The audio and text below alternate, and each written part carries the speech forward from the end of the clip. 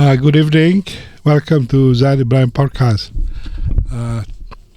We have today Mr. Gunasagaran, a famous columnist, writer, commentator, to talk about urban renewal, this new project, this new Madani project.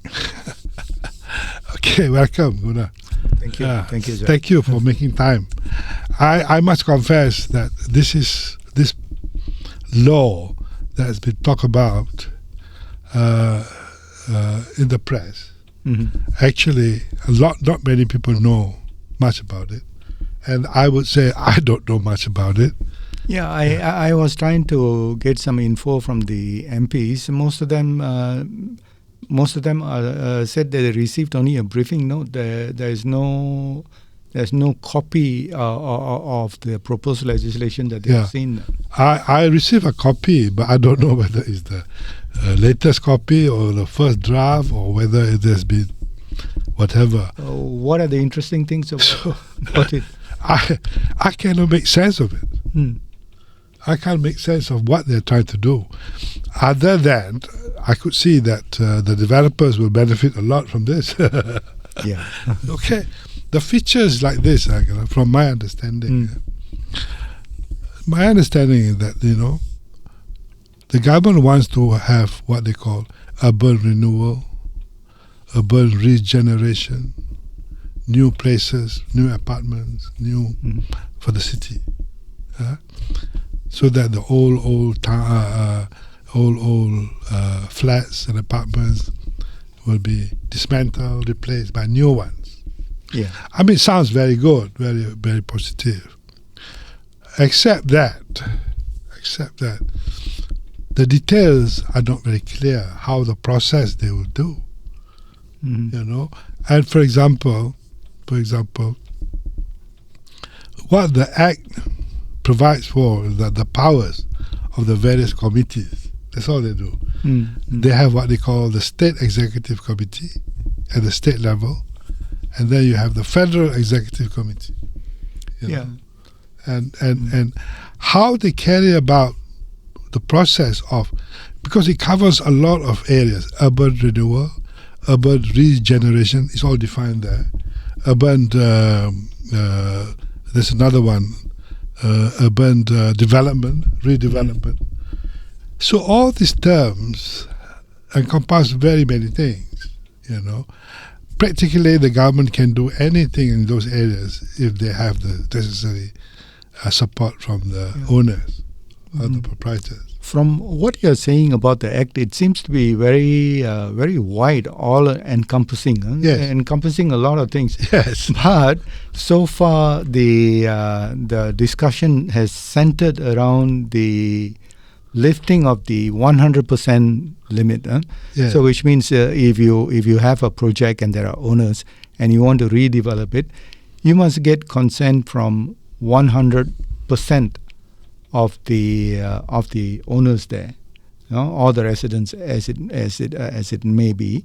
But that is so the proposal now.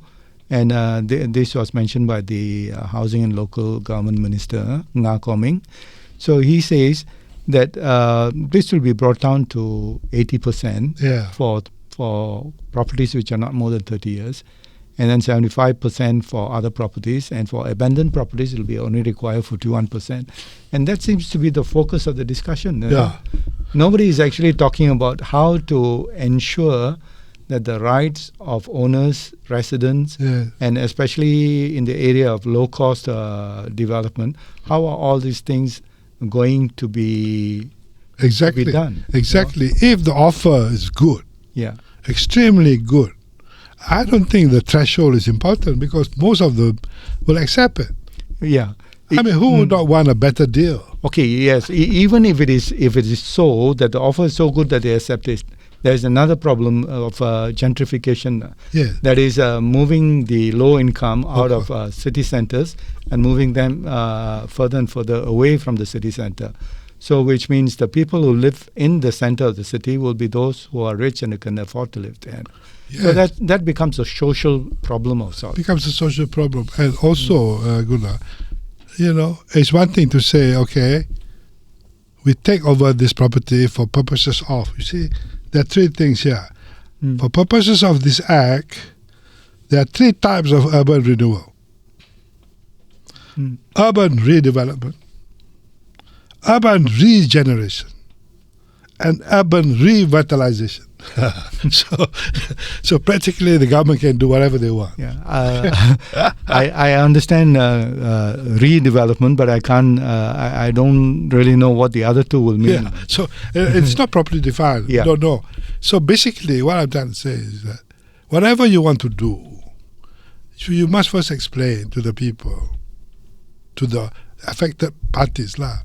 Now the affected parties are the proprietors, of course. But sometimes people who stay there, they're not owners. Yeah, they're saver. Yeah, because a lot of low-cost, even low-cost apartments are not owned by people in the low-income group, for one reason or the other. People who own low-cost apartments are much better off than low-income owners. Yes. Yeah. No, the owners are probably somewhere else.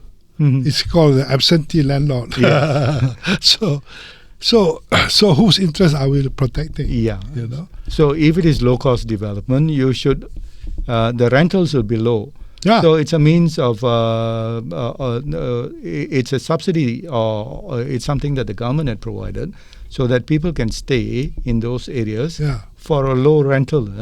So what happens if suddenly you develop this into something? Into a big development, high-end development. Then what happens to these people and where do they go? Yeah. And where do they get their low rentals? So they keep on getting pushed further and further out of the cities. Yeah.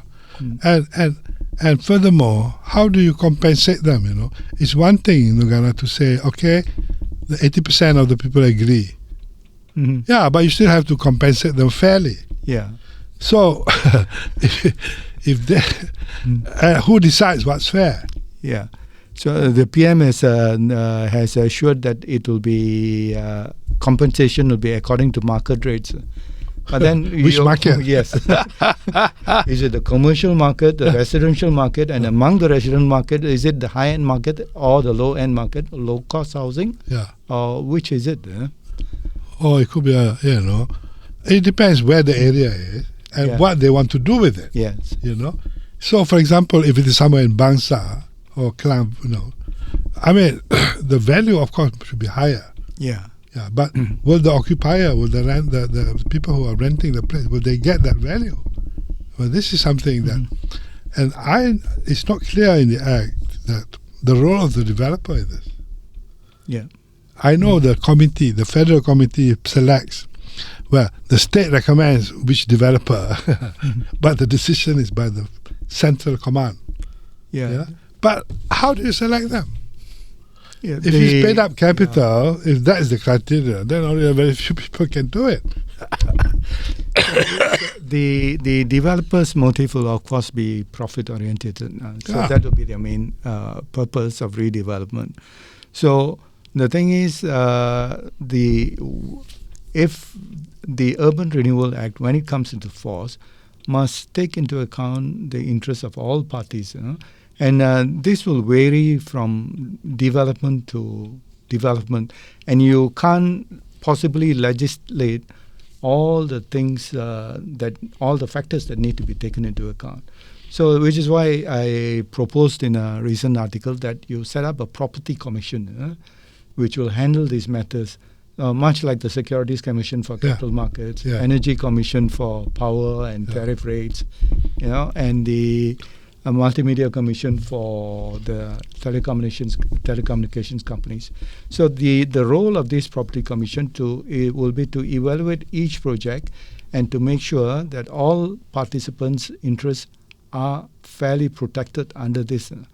And along with the property commission, there was one suggestion after I wrote my article, which pointed out that in Singapore you have a tribunal for these kind of major developments. Yes, of course. So which has got the force of law. So along with the property commission, a tribunal as itself can be set up.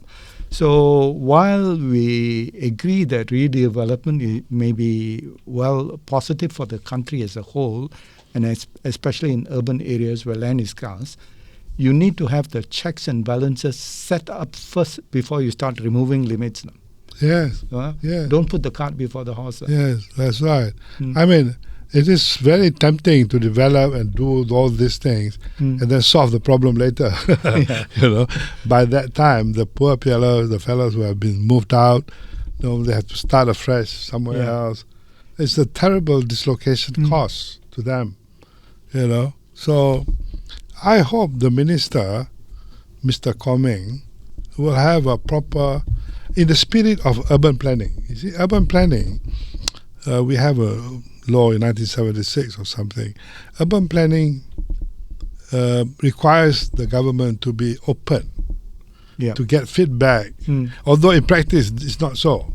But that is the spirit of the urban planning, where you will give out not just the advertisement, you draw up the plan, this is what we're going to do with this regeneration, redevelopment, whatever, and let people understand what it means.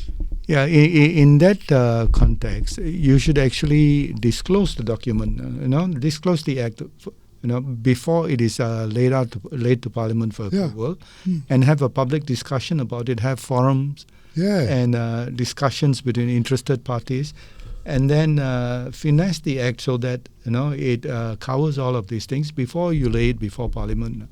So that should be done instead of having the act, behind closed doors, being formulated behind closed doors. That's not the right thing to do. Yeah, and it's very unfortunate, I would say, that the other day the Prime Minister made this statement.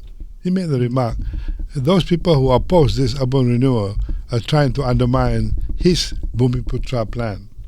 Now, I don't know how is that got to do with this, because a lot of the groups that are opposed to the plan actually from Bumi groups. There's a danger that the less affluent groups like the Bumiputras and the Indians might get pushed further and further away from the city centers, to alternative accommodation, which is too far from their places of work now. Yes, I think the government should be more open and be more candid about it. I mean, people who oppose this law do not have an ulterior motive or have got a very negative view of the government. No, we are just concerned, as happens so many times.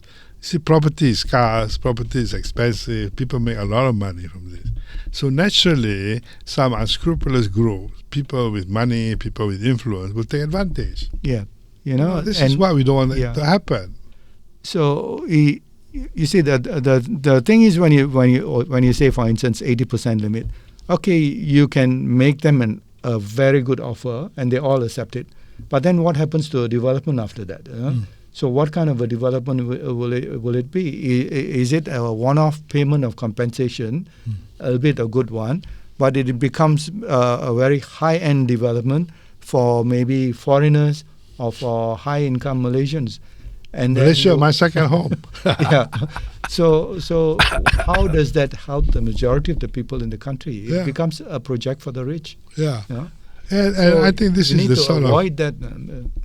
You need some diversity in the places where people live in the town center. Yeah, and I think there are many dimensions to this proposal, this project, that needs discussion, that needs deliberation and explanation on the part of the government, So I hope that this will, the purpose of our discussion is also to stir up some interest, Even if there is agreement, for instance, then you have other problems.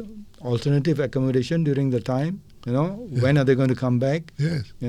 And how much will they pay when they come back for this accommodation? Do they have to pay at all or not? So there are the problems are too numerous. As well as, the developers, they may be selected by the main committee, what they call a federal committee. But you still have to address the issue of what if they don't do a proper job? What if there is a poor workmanship? What if, there are so many issues that we need to address.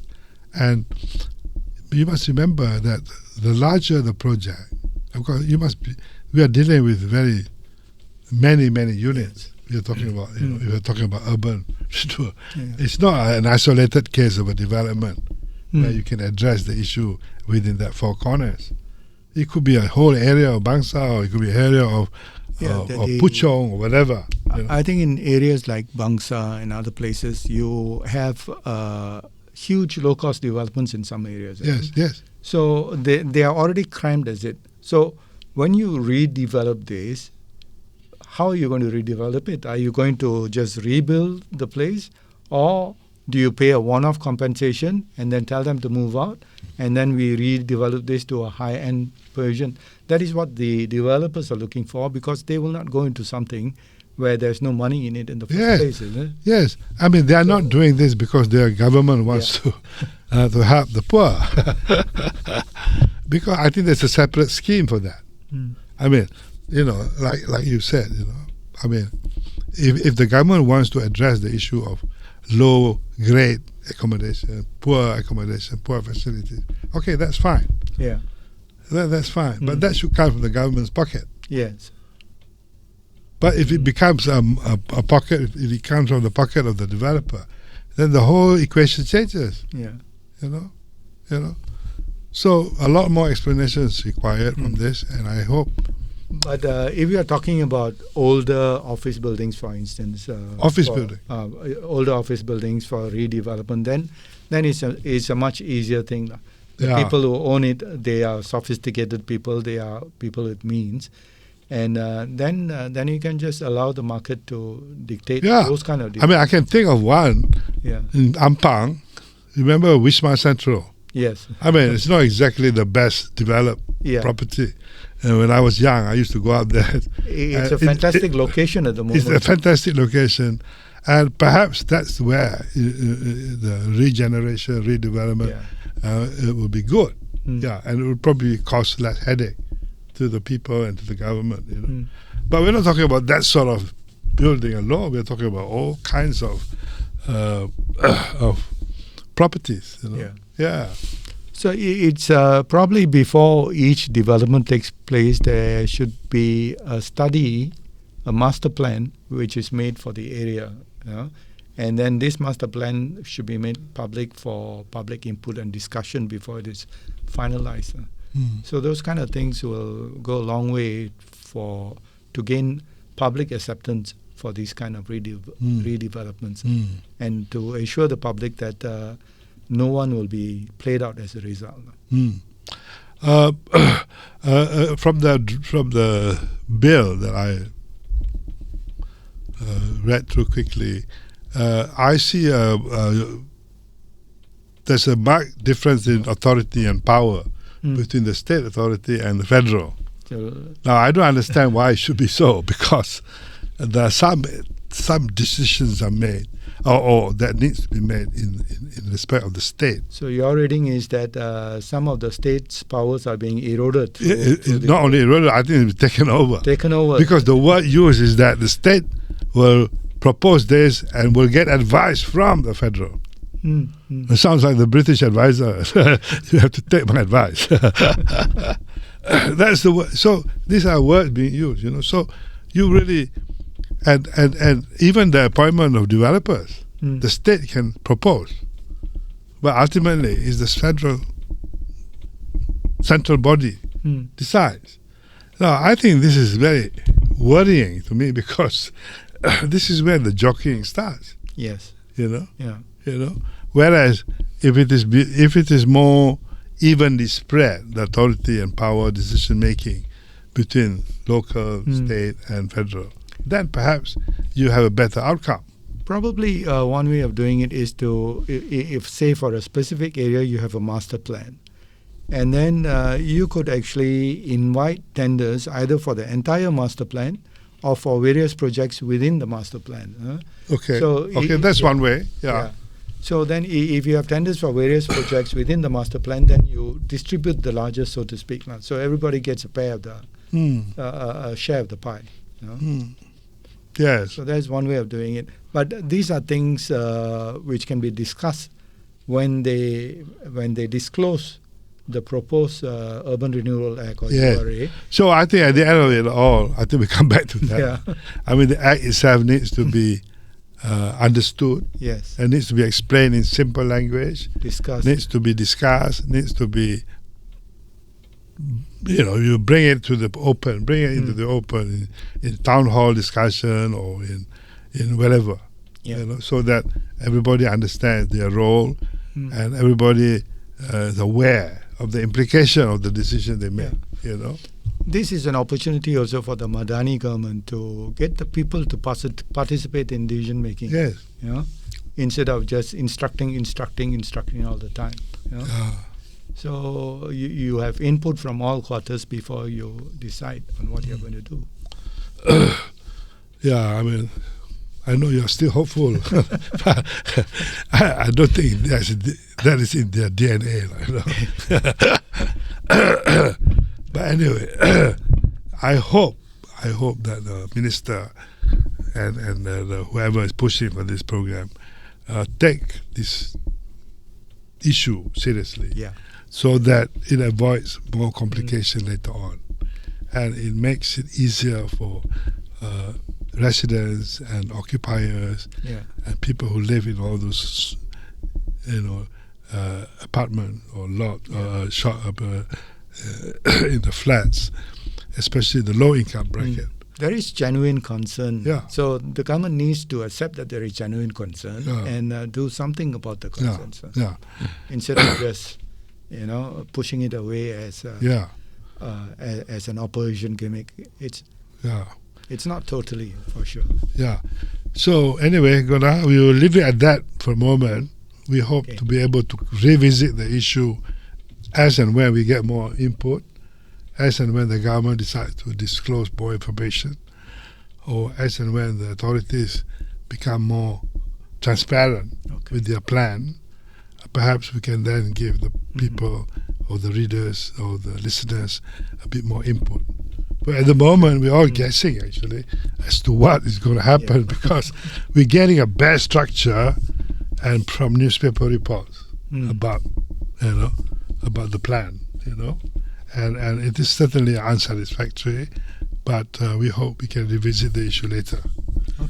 Okay, good. I want to come back to this issue that it has been resolved, they say, but I think it's just a prelude to more problems later on. This is the issue of the temple.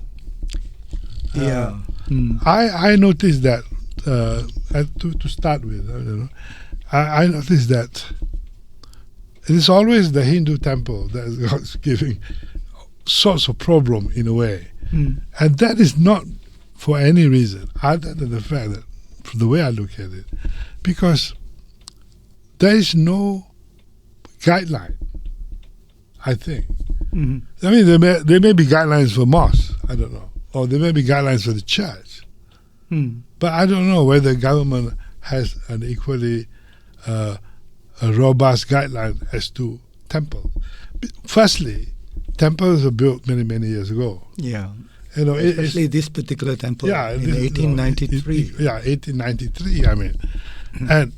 And also, I suppose it's the nature of your faith, not your faith, but the Hindus. You're not Hindu. You can say I'm a Hindu. I can say you're Hindu. Okay. I think it's the nature of their faith that they are not so... they are different, the way the prayer houses generally speaking, I know where you're coming from. That's true, because I mean, if some people get together and decide, that you want to set up a temple, and they will just set it up anywhere. And especially in those days, and this temple, we must remember that it started in 1893. And the history is that, it was built actually by, I think, one report that I read was a Muslim businessman who decided to build the temple for the Hindu workers at that time. So in 1893, who do you go for? You go to for this kind of things, But to look at the history, there was a good article in Malaysia Kini which outlined some of the history behind it. So it looks like the ownership of that land was not registered until 2010. And then during that period of time, in 2010, DBKL, Dewan Bandaraya, City Hall, they registered the ownership in 2010. And then there was already a temple there, and there was a temple committee at that point of time. And the temple committee applied in 2012 to get the land allocated for the place of a place of worship of non-Muslims. But the land was sold in 2014 to the Jekyll Group, which is a textile group which also seems to be involved in a lot of property development. So this was in 2014. But the temple committee claims that they did not know about this until 2016, so 2 years later. So it was a quiet deal. Yeah, so it was a quiet deal. And the question to ask is, why, when the temple had made an application for the land to be allocated to it in 2014, why did they not? The temple committee applied in 2012. Why did they not? Why was it sold in 2014 to Jekyll?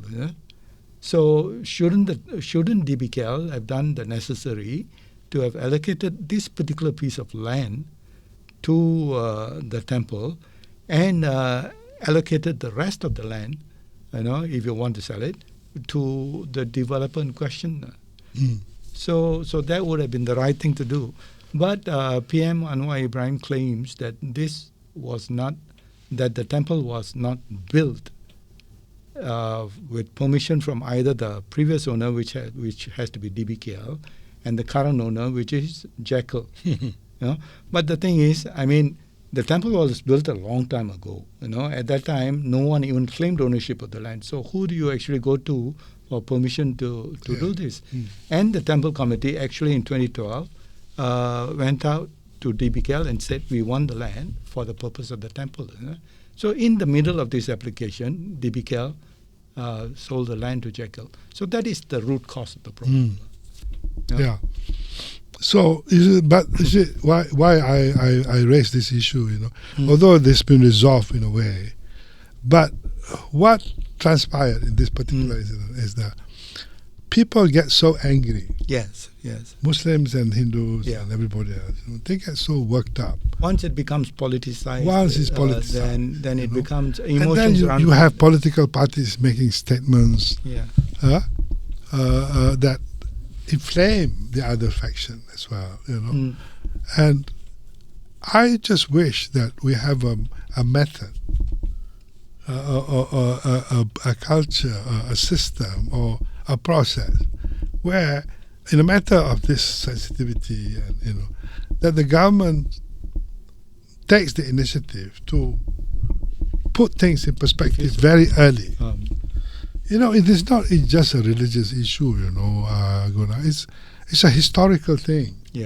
There's another dimension. Of course, religion and history, they're all intertwined. There are no recent religions, they're all ancient ones. So, naturally, buildings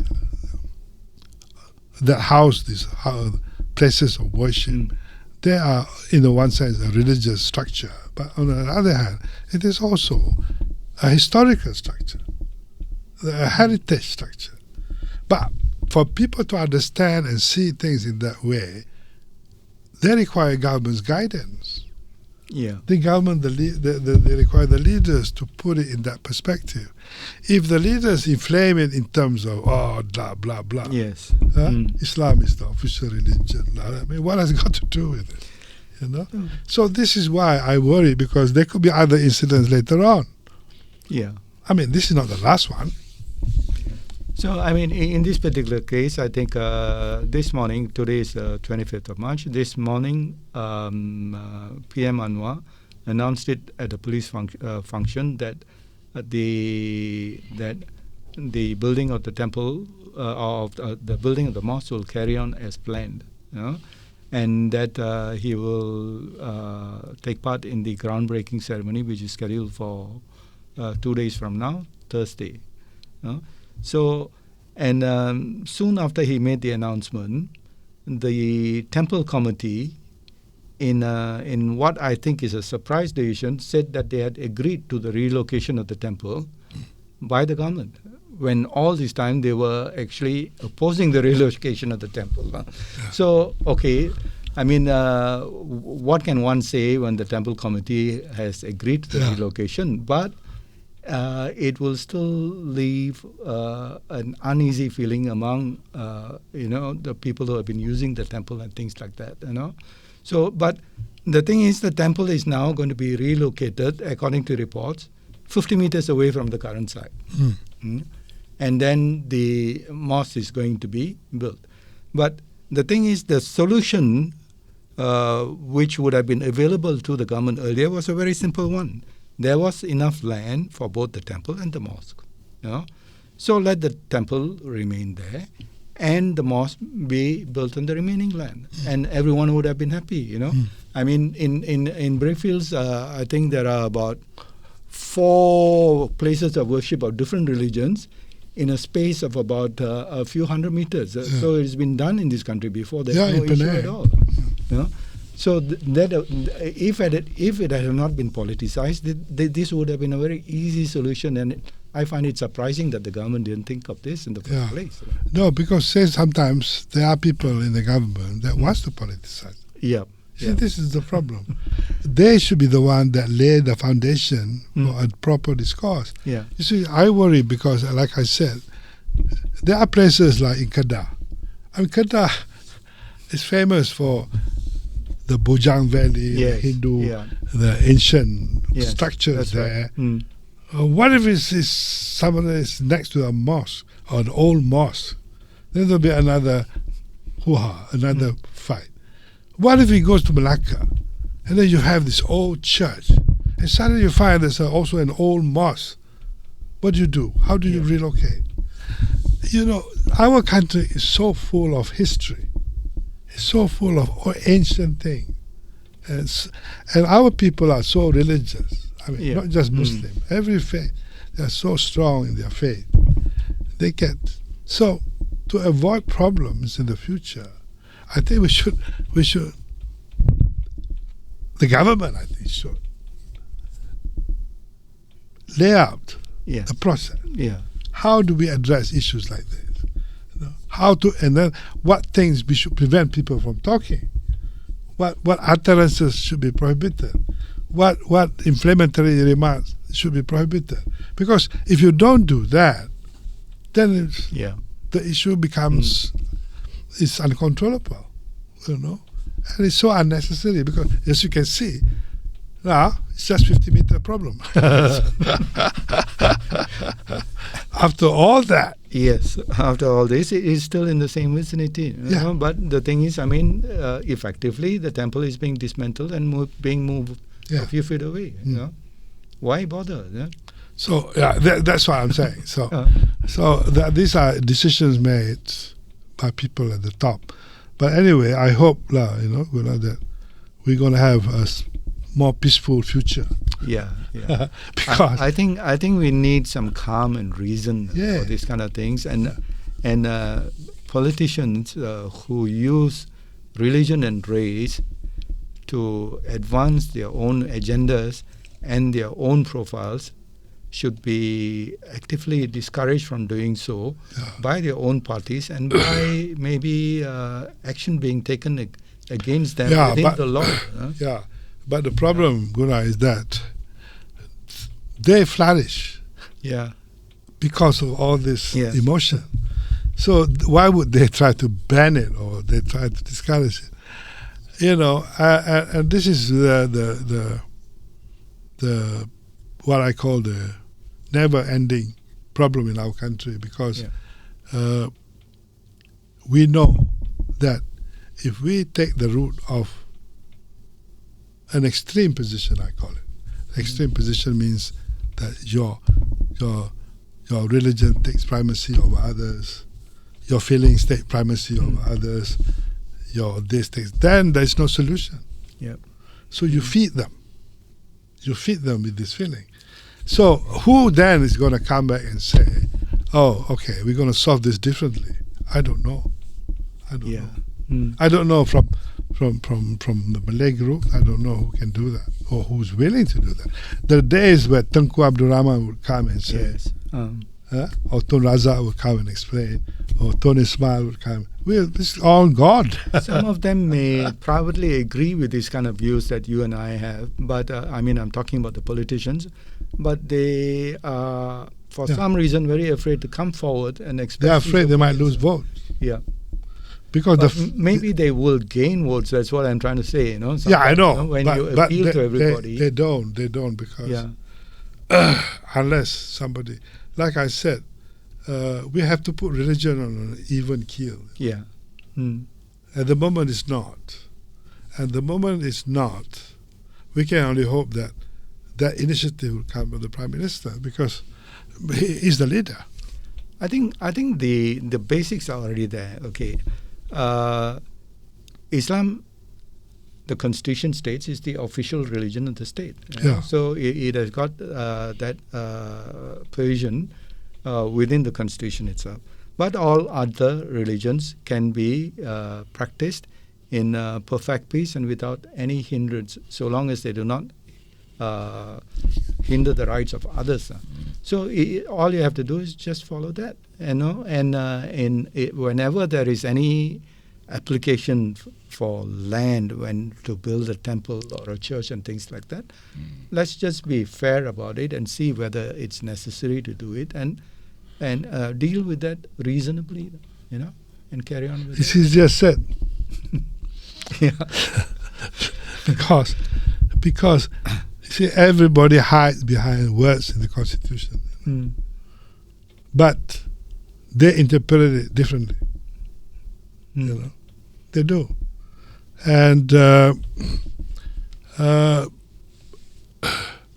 I'll give you an example. There was a time in Selangor where there was a lot of concern about the proliferation of churches, especially in Petaling Jaya area. This was when I was much younger, but that was an issue, And the concern was that, hey, they can practice their religion freely, but how much freedom? How many churches do they need? How, that kind of argument. How can they overshadow? How can it be taller than mosques? How can it be, for example? That's the argument they use. And it's likewise, when people talk about Islam as an official religion, some people would take the advice of Tunku.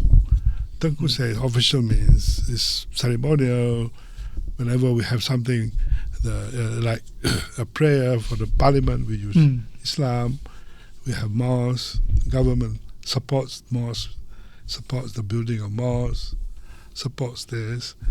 So official means priority in that respect, in the official, but not so much in terms of policy. Government policies should not have preference of one religion over another. I think Tunku outright said that the country itself is secular, although the religion is officially Islam. Yeah, but I don't want to use the word secular because everybody don't like the word secular. Yes. So even if we don't use the word secular, how do you put religion, all the religions, on even keel, in a way that will satisfy everybody? See, at the moment, and it's very difficult because of the predominantly orthodox Malay view about the word official religion. They see that as the primacy of Islam. So if there's primacy, then you would have preference over this and that, whether it's land allocation or mosque building and things like that. So it takes a very strong leader to temper this. That's a problem, And for instance, I think there is pretty much a lot of divided opinion of how much should come under Sharia and Yeah. how much should come under civil law. Yeah, Yeah. yeah. That's the other problem area. Yes, and that is ongoing struggle. Yeah. You know, so we have a long way to go to find a peace Yeah. in this regard. But anyway, thank you very much. I think we have touched Thank on you. two Yeah. important subjects, and I hope that we can, after Raya, we'll probably explore other issues. Sure. No Yeah. problem. If you even on this issue of urban renewal, I think when we have more information, I really like. I'm always for a reasoned and logical discussion of Yeah. issues. I Yeah. think that's what we all should head towards, Yeah. and cut out the emotional content in this Yeah. kind of discussions. But yeah, we all should.